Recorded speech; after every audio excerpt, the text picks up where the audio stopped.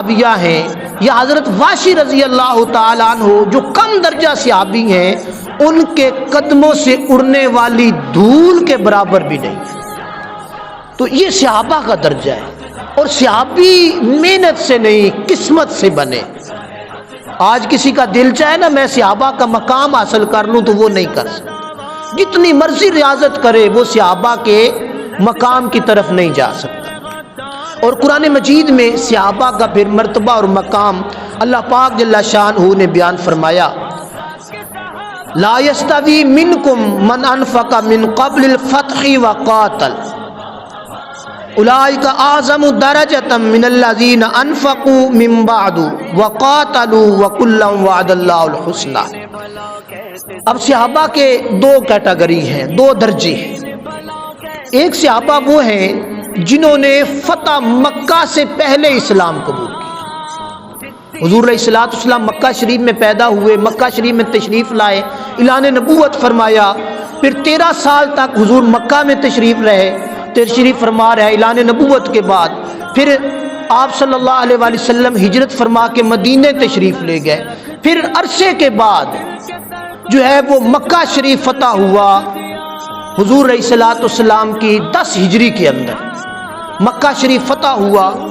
تو وہ جو اس سے پہلے اسلام لائے، چاہے وہ مکے کے لوگ ہیں چاہے وہ مدینہ شریف کے لوگ ہیں، ان کا درجہ اللہ تبارک و تعالیٰ نے بیان فرمایا، لا یستوی منکم من انفق من قبل الفتح وقاتل، یعنی فتح سے پہلے جو اسلام میں داخل ہو چکے اور قتال کیا، جنگوں میں حصہ لیا، ان کا درجہ اولا ہے، اولئک اعظم درجۃ، ان کا درجہ بڑا ہے۔ کن سے بڑا ہے؟ من الذین انفقوا من بعد وقاتل، ان سے بڑا ہے جو بعد میں یعنی مکہ فتح ہونے کے بعد دارہ اسلام میں داخل ہوئے، اسلام قبول کیا، پھر قتال بھی کیے، جہاد بھی کیے، مال بھی خرچ کیے، درجہ ان کا بھی بڑا ہے۔ لیکن وہ پہلے والوں کی نسبت ان کا درجہ کم ہے۔ اور پھر ساتھ اللہ پاک نے فرمایا وَكُلًّا وَعَدَ اللَّهُ الْحُسْنَى۔ یہ بات یاد رکھ لو اے لوگو کہ سب صحابی جس نے حضور علیہ الصلوۃ والسلام کی زیارت فرما لی، زیارت کر لی، وہ صحابی قرار پایا۔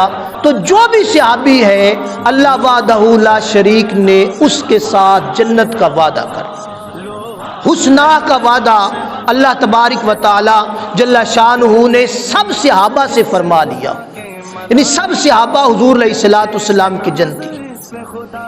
اب اس کے ساتھ حدیث پاک، کئی حدیث پاک ہیں، حضور سید عالم صلی اللہ تعالی علیہ وآلہ وسلم نے ارشاد فرمایا اصحابی کالنجوم، میرے صحابی ستارے ہیں، فبأیہم اہتدیتم اقتدیتم، جس کی بھی اتباع کرو گے، جس کے پیچھے چلو گے، سب صحابہ ہدایت یافتہ ہیں، ان سے تمہیں ہدایت ہی ملے گی۔ اور پھر دوسری حدیث پاک کا مفہوم ہے، حضور علیہ الصلوۃ والسلام نے ارشاد فرمایا میرے صحابہ ستارے ہیں، ان سے ہدایت حاصل کرو۔ اور دوسرا مفہوم ہے، حضور علیہ الصلوۃ والسلام نے فرمایا میرے صحابہ خیر کے منبع ہیں، میرے جس صحابی کا بھی دامن پکڑو گے تمہیں خیر ہی خیر ملے گی، یعنی بھلائی بھلائی ملے گی، اچھائی اچھائی ملے گی۔ صحابہ کے اندر یہ اللہ تبارک و تعالی جل شانہ نے درجے مرتبے